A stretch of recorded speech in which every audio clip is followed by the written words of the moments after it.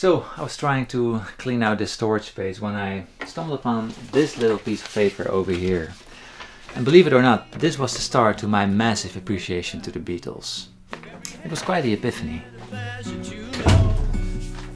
You see, this is what I got on my first piano lesson at the conservatory while studying guitar, and it did two things for me.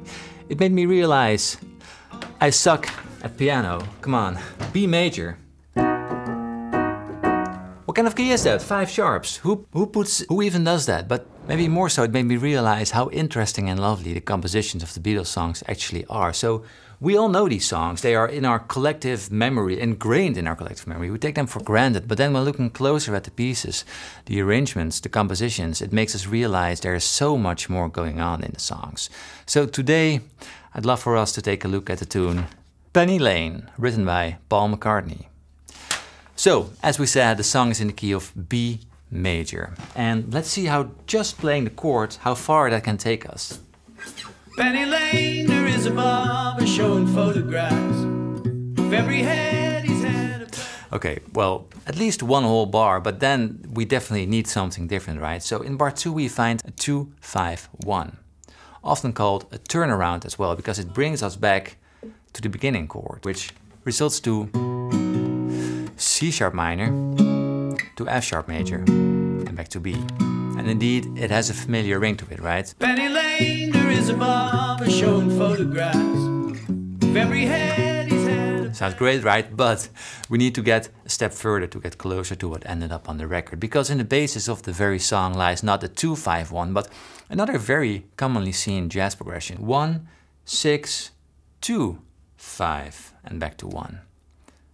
No, it doesn't mean anything to you? Well, we all know the progression. It's, for example, this. Always look on the bright side of life. Anyway, as we'll hear, it sounds great with the song Penny Lane. Penny Lane, there is a barber showing photographs of every head he's had. Sounds lovely. So now we can turn all the chords, apart from the first chord, into 7th chords, because apparently that's what they do in jazz, and it sounds fancy, and I'm a fancy man, Paul McCartney is a fancy man, so let's see how that sounds. Penny Lane, there is a barber showing photographs of every head he's had a pleasure. Sweet, but aren't we talking about Paul McCartney? He's the bass dude, right? The bass player, and so far there isn't anything going on in that lower region, so let's enter a walking bass. The most obvious thing is to see if we can walk from chord to chord. And yeah, we can follow the B major scale down and we see that we can...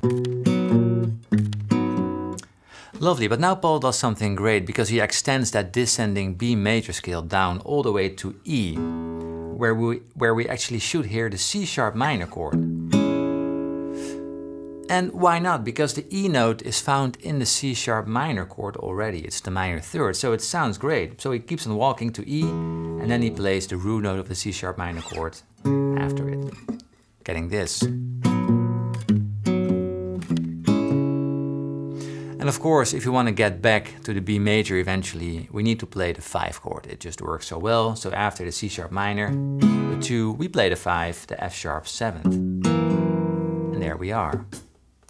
Penny Lane, there is a barber showing photographs of every head he's had a pleasure. Alright, so this is the first round, and if you're thinking that so far it isn't that special or unique, just wait 1 second because there is something coming where Paul introduces us to his sheer brilliance. So where everyone would expect the same thing happening over again, he suddenly creeps up on us with maybe the most unexpected chord out there. Let's have a listen.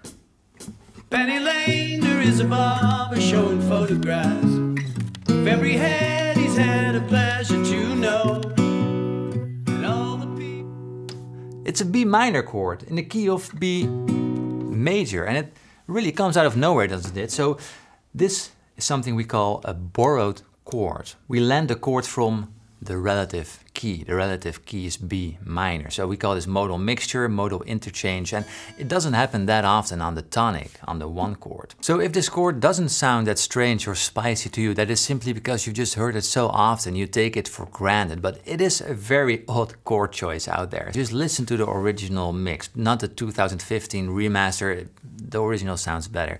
Anyway, when that B minor chord comes along, the entire orchestration changes. It's highly emphasized. So the snare drum goes away, there's a new instrument that plucks the chord along with the piano.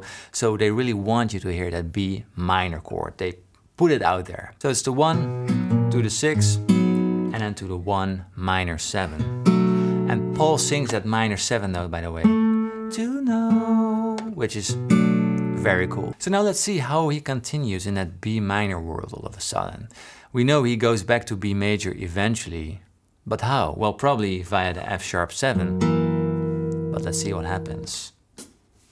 Penny Lane, there is a barber showing photographs of every head he's had a pleasure to know, and all the people that come and go, stop and say hello.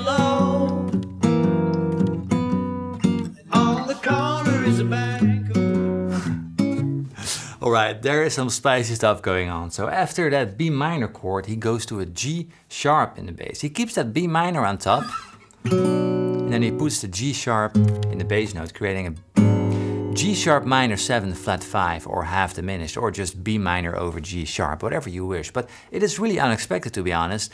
I would expect the bass in that B minor realm going down via the B minor scale, creating sort of an Andalusian cadence. B minor over A, over G, and then F sharp. Every head he's had a pleasure to know, and all the people that come and go, stop and say hello. So that works, but no, Paul chooses to play a G sharp. Sounds like every this. head he's had a pleasure to know, and all the people that come and go, stop and say hello. And that sounds really awesome. There's just a little bit more weight to that G sharp, right? It is sort of, again, a modal mixture, but now the other way around, because now we're in the B minor realm. We play a G sharp coming from the G major, or G minor Dorian. Anyway, it sounds great. So after that G sharp, we go down 1 semitone in the bass to a G major 7th, or a B minor over G. And then again, we go down 1 more semitone to F sharp, creating that F sharp 7 sus4 to F sharp 7, going down.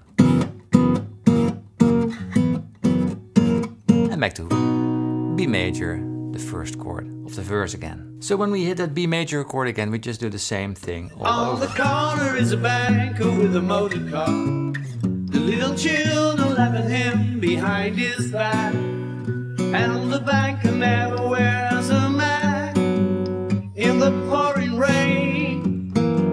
But this wouldn't be a Beatles song if there wasn't some sort of modulation craziness going on in there. And yes, we do change keys.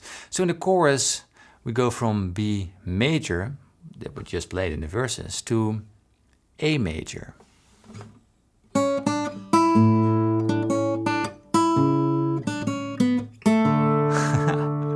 So where does that come from? Well, apparently from Paul's brain, but how do we get there? How do we get to that A major chord? So we need a chord that pushes us in the right direction, and we call that a pivot chord.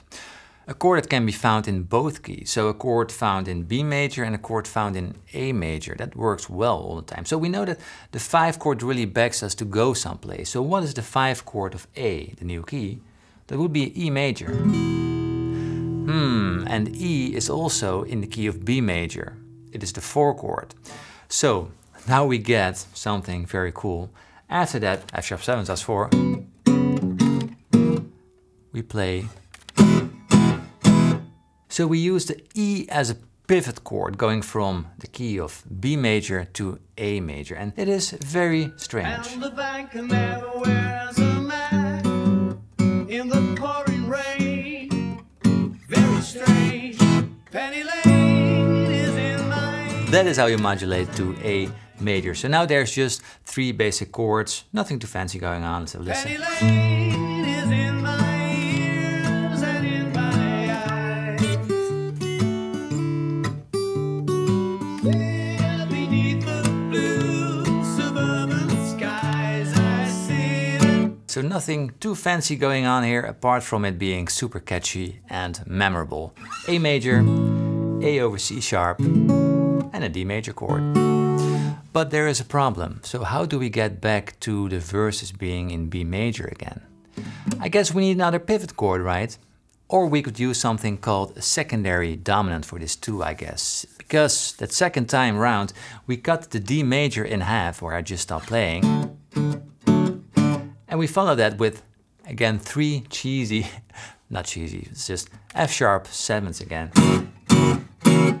Bringing us back to B major. All right, so how does that sound in the context? Penny Lane is in my ears and in my eyes.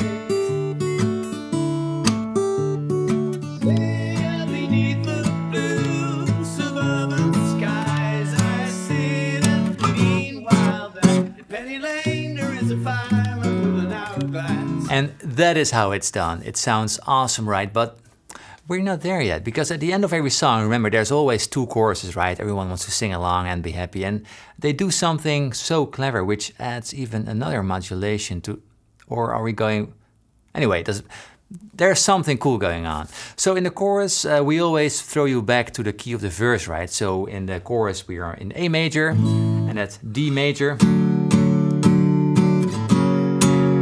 Brings us back to the key of the verse, of B. But in the second to last chorus, the same thing happens again. But no, we don't go to a verse, but we go to the chorus played in the key of the verse. So instead of A major, we play the chorus in B major, and it just sounds so awesome. There beneath the blue suburban skies I see them. Meanwhile that Penny Lane is in my ears and in my eyes. There beneath the blue suburban skies Penny Lane. How cool does that sound? It sounds so super bright, right? Really milking that whole modulation game. Such a lovely display of what we can do with a secondary dominant, pivot chords, modal mixture, modulating. It's just really interesting to see how Paul McCartney writes these songs. Anyway, I made a whole video about the secondary dominant too, by the way. If you want to learn even more about it, you can check it out over here. And if you're just as much into playing acoustic guitar as I am, I would love for you to check out my guitar course, Acoustic Adventure. This is made for everyone that wants to play awesome fingerstyle or blues guitar, different playing styles like John Mayer and Tommy Emmanuel, going from timeless blues to a modern day pop sound. It's all there to be found in the different venues.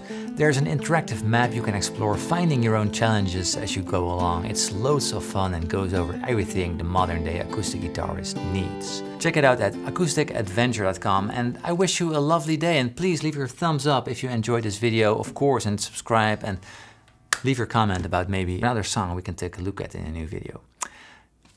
See you soon. I'm going to Penny Lane in England. Bye.